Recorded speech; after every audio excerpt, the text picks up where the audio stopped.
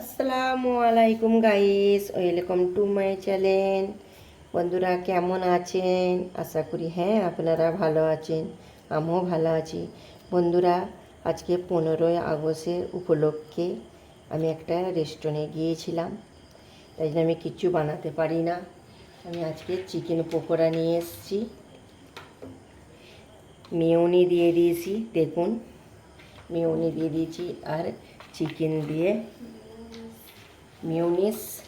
Mayonnaise দিয়ে এই chicken pakora দিয়ে আমরা পরিবেশন করব।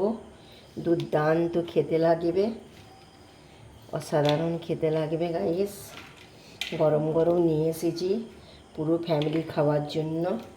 আর এখানে আছে টমেটোমের সস, দু রকমের সস নিয়ে এসেছি কি পরিবেশন করব বলে। দেখুন গাইস কেমন লাগছে আমার পকোড়াগুলো। আমি আজকে বেড়াতে গেছিলাম, এইগুলো নিয়ে এসেছি। আসছিল এই বই কালার, এই মেনু। ভালো লাগলে লাইক কমেন্ট শেয়ার করবেন।